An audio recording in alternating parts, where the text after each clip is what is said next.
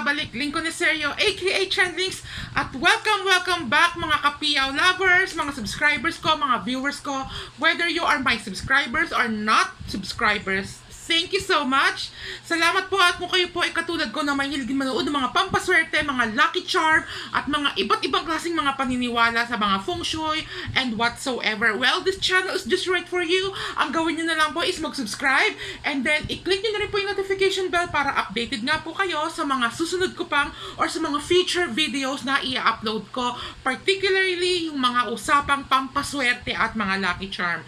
Okay, doon sa mga bumili na po, again, maraming salamat po doon sa mga nakapag-purchase na sa aking online Lucky Charm store. Just type Lincoln Eserio FB page po. Yun po yung aking pinaka-official store. Ang aking online store. Ang FB page ko po ay Lincoln Eserio. Nandun na po lahat ng mga item ko, lahat ng mga iba't ibang klaseng Lucky Charm, at yung mga kumpleto kong design ng mga piyaw bracelet. Marami po akong design na piyaw bracelet.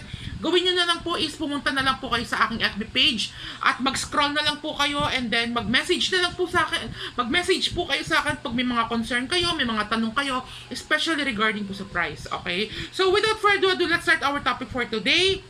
Meron na naman akong sasagutin sa akin.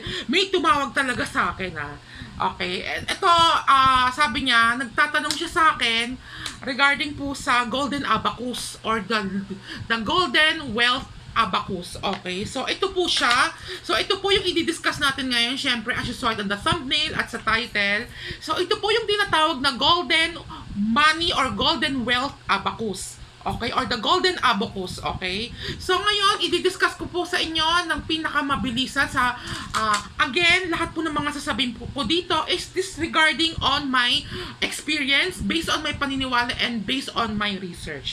Ang abacus po kasi talaga, may mga malalaking sizes yan, may mga maliliit, may mga medium, marami pong iba't ibang klaseng abacus.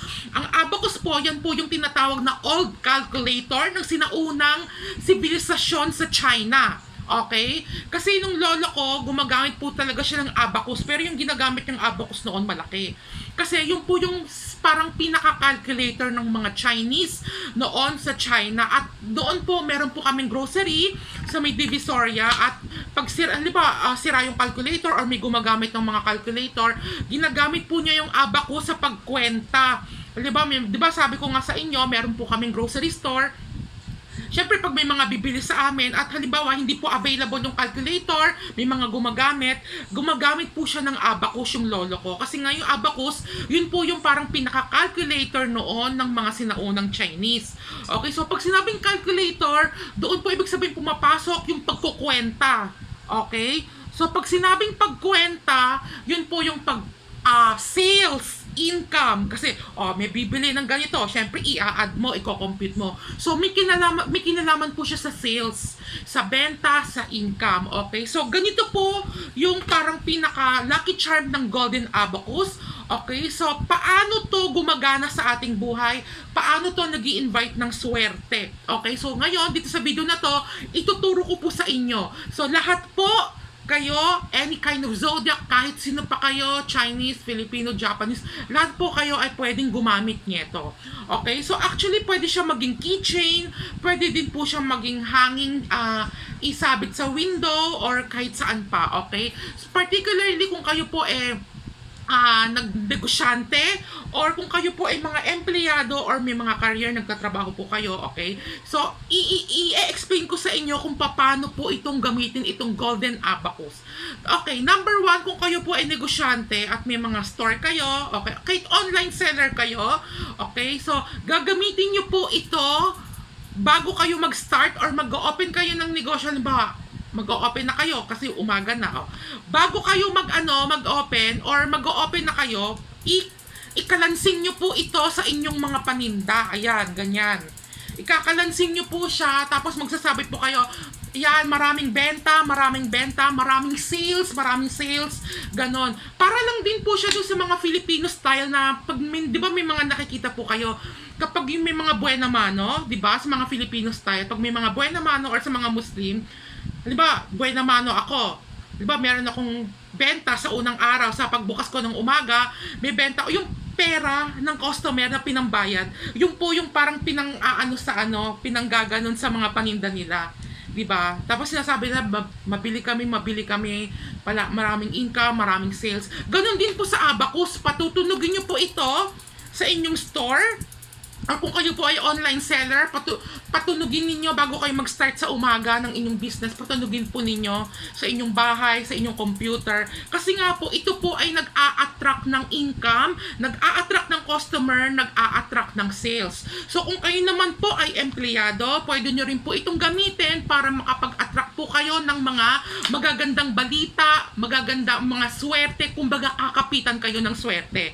Okay? Kasi pag ang empleyado naman kasi syempre nandun, papasok pa din yung salitang pera. Pag sinabing pera, papasok na rin po yung salitang abacus. Kasi nga, di ba sinabi ko sa inyo, pag yung abacus ay may kinalaman po sa sales, sa income, sa wage hike, sa salary, basta may kinalaman po sa kaperahan. Okay? Para hindi po kayo kapitan ng malas, okay? Hindi lang po ito sa sales, sa income, sa benta. Nag-a-attract din po ito ng swerte, ng mga tawag dito, ng mga magagandang balita and whatsoever. Okay? Kung pakiramdaman nyo parang minamalas po kayo, pwede po kayo gumamit nito, ikalansing nyo lang po, ikalansing nyo sa bahay, kasi nga nag-a-attract po ito ng swerte. Ganun po ginagawa ko sa umaga. Every time, sa totoo lang, marami akong orasyon na ginagawa sa umaga. Nagpapausok ako, nagpapatunog ako ng cleansing bowl, pinapatunog ko rin po ito bago ko buksan yung computer ko or yung tablet ko, pinapatunog ko. Tapos yung mga paninda ko, talagang ginaganyan ko yung mga paninda ko. Tapos nagsasabi ako, maraming benta. Kailangan, positibo yung lumalabas sa bibig niyo. Huwag po kayo magsasabi ng sana. Kailangan direct to the point. Kapag kinakalansing niyo na po ito, maraming benta, maraming customer, maraming sales, sagana sa pera, sagana sa benta. Huwag po kayo magsasabi na, naku, sana marami akong benta, sana. Huwag po. Kailangan very positive po kayo. And then, just direct to the point kung ano yung gusto nyong mangyari, okay? Tapos, habang kinakalansing nyo po ito, kasi nga, nag-a-attract po ito ng benta. Kasi nga, as I've said earlier, ito po yung parang pinaka-calculator ng sinaunang Chinese. Ginagamit po nila ito, pero yung mga sinaunang Chinese, medyo malalaki yung ginagamit nilang abacus, pangkwenta sa mga benta nila pag may mga customers sila. Okay, so ito po yung sinisimbolize niya. Benta, sales, wage hike, salary, tapos nag-a-attract din po siya ng mga magagandang balita, ng swerte, para hindi din po kayo kapitan ng mga bad energy, or kung para hindi kayo pasukan ng mga negativity. Ika nga, kailangan patunugin nyo lang po ito, pakalansingin nyo, kahit gaano katagal, 1 minute, 2 minutes is okay. The more na matagal kayo nagkakalansing, the better. Much preferably umaga. Okay, umaga. Pwede nyo po ito gawing keychain, pwede nyo po ito gawing pangsabit sa ID kung kayo po ay mga empleyado.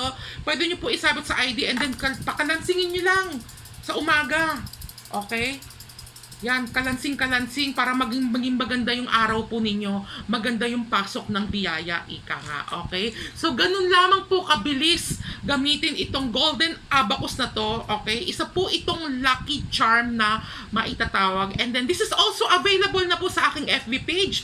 So, lahat po ng mga bibili sa akin ay idadaan ko po ito sa ritual using my cleansing bowl and activation bell under the name and birthday of the owner para magkaroon po siya ng visa. As I've said earlier, or dati ko nang sinasabi, lahat po ng mga bumibili sa akin ay idadaan ko po sa ritual using the cleansing bowl and activation bell po. Okay, lahat po ng lucky charm is mandatory na kailangan po dumaan sa ritual or yung tinatawag na pag-activate, ika nga. Okay, so again, if you are interested, mag-PM na lamang po kayo. Ipopost ko na rin po ito sa aking FB page as soon as possible. Regarding po sa price, mag-message na lang po kayo sa aking messenger. Okay, so yun lamang po. Ito po siya yung aking mga available na, so this is made in China po, ayan. Okay, so yun lamang po. Sana po nagustuhan nyo itong video na to at medyo mahaba na po. Kung kayo po may mga katanungan regarding po sa ating topic or kung saan pa man, mag-PM lamang po kayo. At regarding po sa mga gustong bumili sa akin ng mga lucky charm, particularly mga Pia bracelet, available na po ito sa aking FB page. Just type Lincoln Eserio at andoon na po, mag-scroll na po kayo andoon na po lahat ng mga Lucky Charm. Mag-inquire lamang po kayo kung interested po kayo, okay? So, pwede rin po COD, okay? So, thank you so much, and sa mga nakapag-purchase na, thank you sa pagtitiwala niyo po sa akin. Again, this is Lincoln Neserio. Till the next video, I love this golden abacus. So, yun naman po. Bye-bye.